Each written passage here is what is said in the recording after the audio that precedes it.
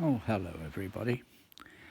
I will show you how I draw a scroll. Here we go. I've shown you before how I do it roughly. Okay. So now we do our pathway here, as we mentioned before. So we take the distance between these here, distance between here. So we've got this already, like so.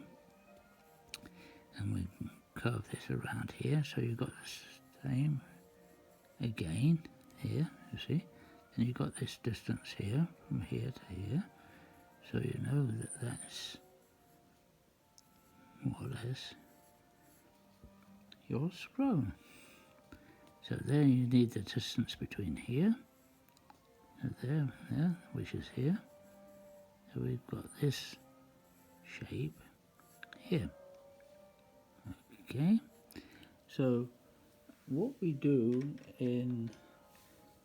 what I do when I'm drawing a design, and they've got this rough down like so, and you have this, you take a little bit of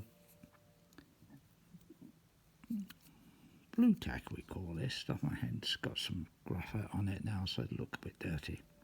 So we rub this across here, and you get your ghosting of your scroll. You see, it's almost doesn't exactly disappear, but you don't need a pencil rubber for this. So you rub it like that. Now you can see the ghosting there. Then you can come in and correct your line work here. So you can correct all of this like so. So you get a neater line, and you don't have many problems. Alright, so we have this movement like so. So that's created your first backbone of the scroll. I mentioned before we could put a small one in here to fill the gap. So you've got this wider gap here. So we'd need to put a young plant growing on this side here. This one's taken a nice time to grow large, so you've got some smaller offshoots coming from the base. This is a plant. Remember, this is where your seed comes from. And of course, if we've got this again, we could have the other scrolls coming from this side. Right, so I won't actually do this one, but it gives you the formation of the action of the flow of the scroll. You see, it grows like this movement here into an arabesque.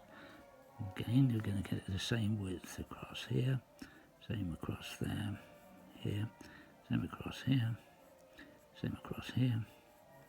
So that's how you can get your scroll without too much worrying about how it comes into the centre, because you've still got the gap there. So you do it here, and you've got the small one here. So you have this shape.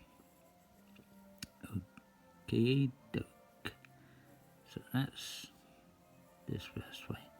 Now we're going to come into the filling up with the leaves. Oh, we could put another one here to make this. Here, so it fills up like that. So now I'm going to just move the paper slightly to the side here, because this is it looks as though I've, from this angle, you see how it distorts there. You see it becomes more elongated, but it's not really. It's the angle in which you're viewing it. And so now we're bringing this one across here. See, it would have connected here. So this is your first line here. Now we're going to make the head here. Now, I do see people just making a small gap and then filling around here. This is the difference which scrolls make. The people sometimes don't want to do a lot of cutting away in the background, and so you get a different result. So this is rather a thick pencil for a small scroll like this. You see, it's quite a large. I think I'll use a smaller. Okay, so now we'll fill this in here. I'm doing this first one like that. So you see it touches there, so you can cut again, bring it around here, bring it around here, right? So we get that. So you get that here. So now you can, if you wanted to come back here just to make sure that forms a nice head. Okay. So now this is where I'm going to give a more of instruction because you can see a bit larger. So if you cut from there, this is you pretend this pencil lead is the graver and it's cutting from this here. You see you're cutting from there, you're cutting around here. Now you don't cut this in the way, you do this after, but I'm just showing you now. Okay, so now you come back here on this one. This is going to get more of a streamlined look rather than the stodgy scroll. So it's coming round, and now you're coming around here. Now, some people leave these and they're scraggy little ends. So either you're going to form a leaf, you can cut it like that and bring another little one in here, so you can cut that. Then you later on you'll cut this away. Or you can, if you're going, it's according to which you want to do. Okay? So now we'll do it here. So we won't take it too close to this. Start it around about here. Okay? I don't know what keeps saying okay, but that's me. So we work this one in here. I'm cutting this black at the moment to cut down on time and to show you what I'm aiming for right from the start. You can cut all these around without cutting the background away, but see, I'm following it the longest way round. Follow it the longest way round. Come up here, right? See, now you formed a head there. Now you want to make these darker to give a contrast. So if I was to cut again, I'm pushing my graver up here and I'm stopping there, right?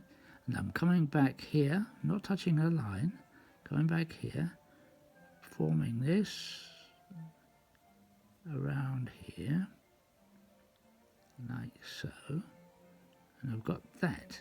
Now that's a round one, see?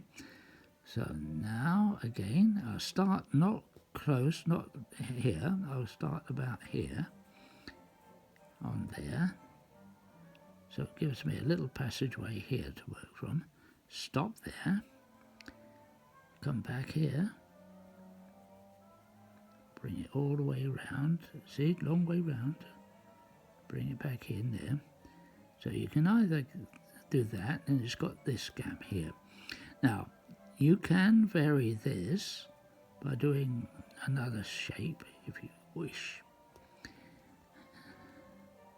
Bring it back here. Here we go again. See now. Now you've got your graver starts here.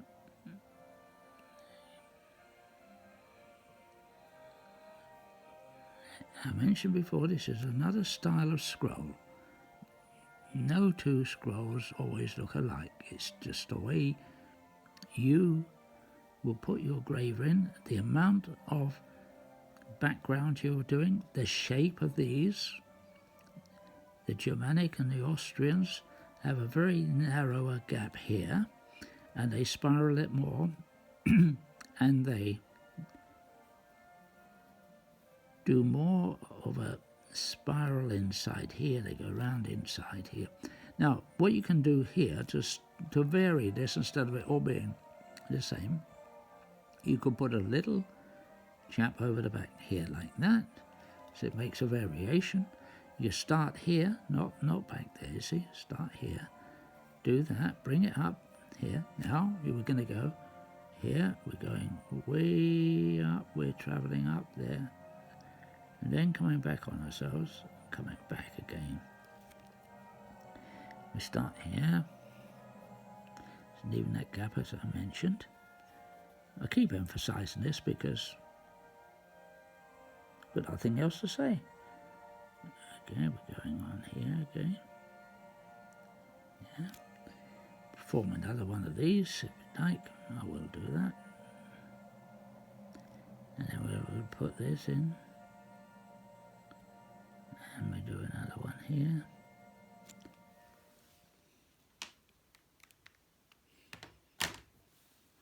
And we will do, see I mentioned that little head there?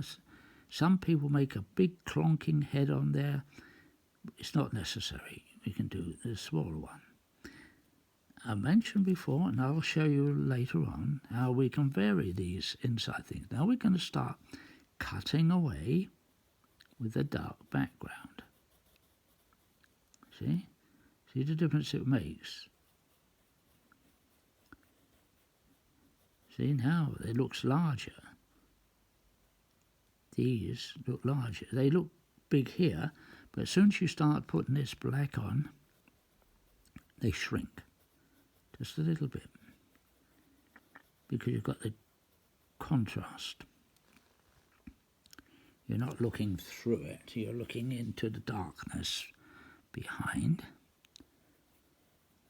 and that will emphasize all these little heads that you put in here.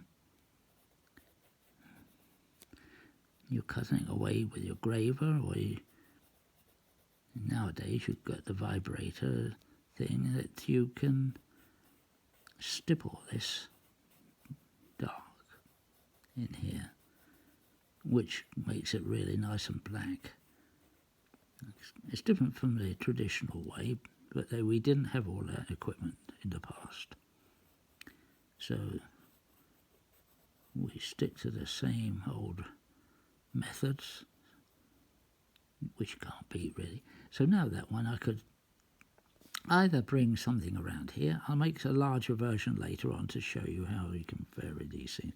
So you can do all this, and you can put shadows, shading in here, and this type of thing. You see, it goes around and around, and you put your shadow and your shading in here. Now, because you're under the microscope, majority of the people now, you can flood these with too much shading. Under the scope it looks perfectly okay, but to the natural eye it starts to get a little bit overpowering, and it gets a block of blackness. So now here we go again. So we still want to make this one similar to inside here. This one was a little bit small in comparison, so we don't need many of these. I only need one. Push your graver up here, bring the head round here, bring it in here, right? And so now you have that head there, so you have this. And then we put a couple of lines down here with the shading, so it pushes this, but a shadow here will push this scroll up to look neat. A lot of the Austrians and the Germanic style don't use this type of shading very much. It's just one cut. It looks a cut. You see, they do that type of thing. Then we will do maybe some outside work, so I'll put a little bit more emphasis on there. And you put this here, and then you put another one here. Really, it should be very similar to what's inside here, but if you do the same, it looks a little bit striking. But that's just giving you a quickie on how to do your scrolls. Now, I'm doing this under the video, which I rarely do. I'm an oldie, remember. I'm 89 now, and all this is coming back in the old way. So we can do so many. You look at the Germanic, a lot of the German stuff, and the Austrians in the old days, they've all changed their style now because we've all become so close to one another as engravers around the world and see superstars. So we've all changed from the real old traditional stuff that was done in before the 1950s, shall we say. They do just a little bit of spaghetti and a bit of cutting down and that. But now they do a lot of different types of scroll, and with this equipment now, it's much more interesting. So that's that, and I'll do another one later on. Bye for now.